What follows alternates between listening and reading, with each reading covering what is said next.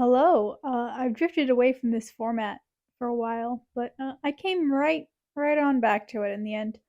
Um, I guess I'm kind of mixing the new, more traditional art stuff I've been doing recently in with it, but I'm recording a voiceover rather than live, which is good because I talk to my sister half the time for this one. Uh, I, I guarantee you can hear that in the background, and that is just Timothy deciding that 4 a.m. is the time to play, which I can't judge him because I decided 4 a.m. is the time to record voiceover. So who's really the fool? So sorry about my cat, but uh, yeah. This is another one where I recorded the line art rather than all of it.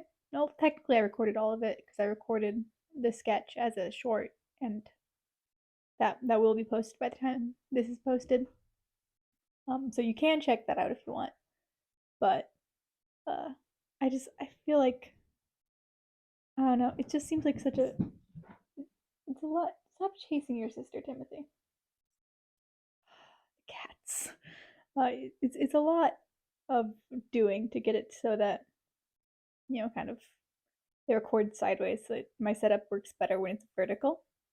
Which is easier for shorts, obviously. Um, I feel like it's a little more difficult to make the frame make sense when I'm doing a horizontal aspect ratio. So I don't know.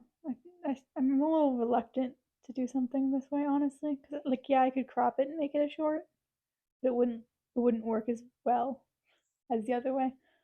So that's why it's kind of only half the process here. But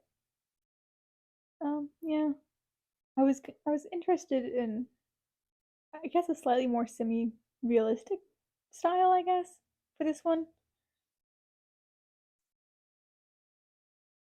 Or the cats are both very excited. I'm sitting where I usually don't because it's the only place that doesn't have ambient noise, and they decided that was an invitation to make non-ambient noise. Um, they are the ambient noise now.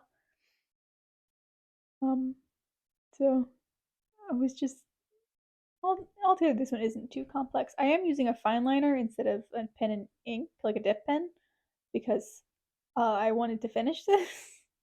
I find that pen and ink always takes like 3 times longer. I don't know why. Part of it is that it's more directional. I won't say fine liners aren't directional, but they're little more forgiving and less directional. By that I mean you can't absolutely like approach a line the wrong way with a dip pen and it will scratch the paper and it'll make an awful noise. I'm really bad about avoiding that. Um, Whereas the fine liners, if you put them too far on their side, they kind of just don't draw the line, which is fine. But the kind of the advantage of dip pen is that you really have a lot of control over the thickness and smooth papers and stuff. Whereas if you want to go from thick to thin, the easiest way with a fine liner is to just kind of draw it thicker, like spend more time on the line drawing it thicker. Whereas with a dip pen, there's the potential you could get that in one smoother line.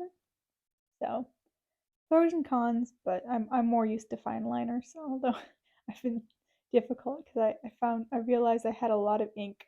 I still have a lot of ink, so I wanted to use some of that up.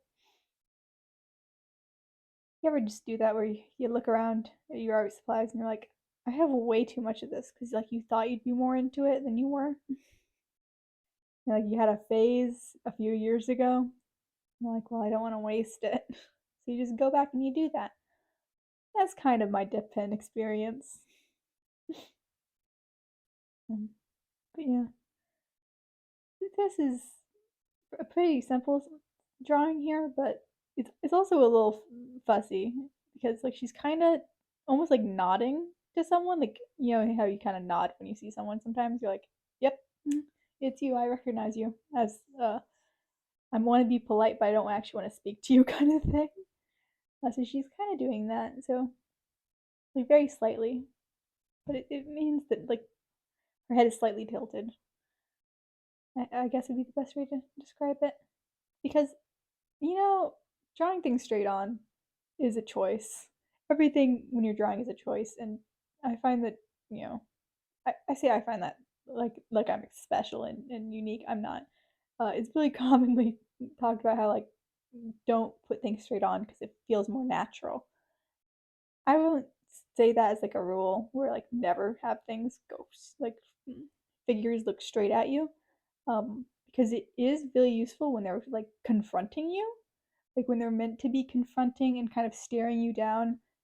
Maybe it's like a horror monster or whatever.